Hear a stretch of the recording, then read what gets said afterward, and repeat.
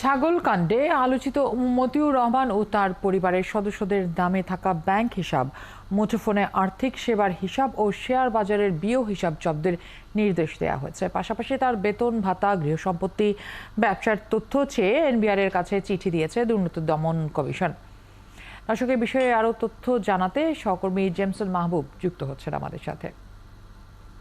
Jameson, Motiur ও তার পরিবারের মোট কটি ব্যাংক ও বিও অ্যাকাউন্ট রয়েছে যেটি জব্দ করার নির্দেশ দেওয়া হয়েছে, এবং দুদক এনবিআর এর কাছে যে চিঠি দিয়েছে তাতে আর কি কি তথ্য চাওয়া হয়েছে?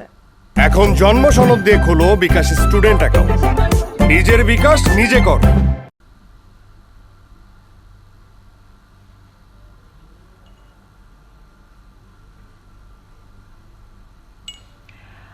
জেমসন, জানতে চাই যে কতগুলো ব্যাংক এবং বিও অ্যাকাউন্ট রয়েছে মতিউরের, এবং এটা ছাড়া এনবিআর এর কাছে দুদক যে চিঠি দিয়েছে তাতে আর কি কি তথ্য চাওয়া হয়েছে?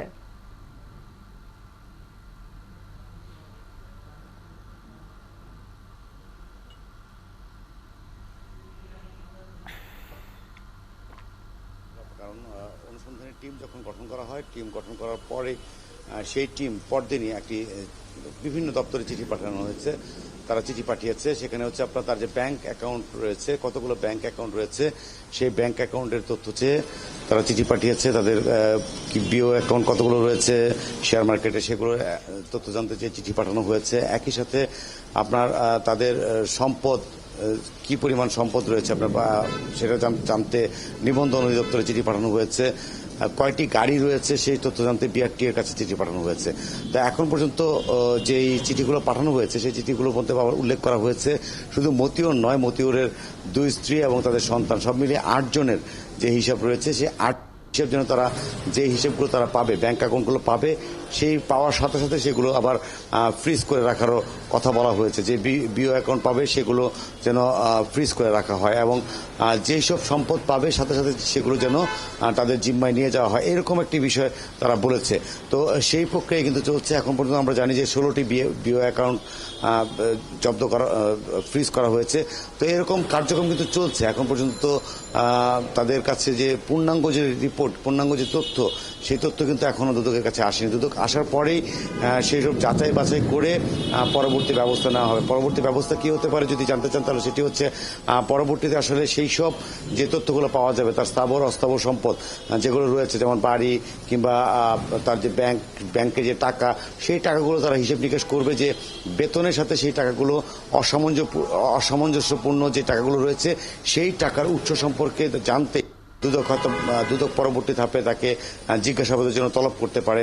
জিজ্ঞাসাবাদে তিনি যদি না আসেন, তার পরবর্তী সময়ে অনুসন্ধানী কর্মকর্তা তাদের যে প্রক্রিয়া রয়েছে আইনি প্রক্রিয়ার মধ্যেই সমস্ত আইনি প্রক্রিয়ার মাধ্যমে তাদের পরবর্তী কার্যক্রম গ্রহণ করতে পারে। তবে এখন পর্যন্ত যেটি আমরা জানতে পেরেছি, দুদক এখন পর্যন্ত অপেক্ষা করছে যেসব জায়গায় চিঠি পাঠিয়েছে সেই সব জায়গা থেকে তাদের যে তথ্যগুলো রয়েছে সেই তথ্যগুলোর জন্য এখন পর্যন্ত দুদক অপেক্ষা করছে, এবং সেই সব তথ্য চিঠি পাঠিয়েছে জেমসন এই তথ্য জানার জন্য, বা এনবিআর ছাড়া আর কোথাও কোথাও কি চিঠি পাঠানো হয়েছে দুদকের পক্ষ থেকে?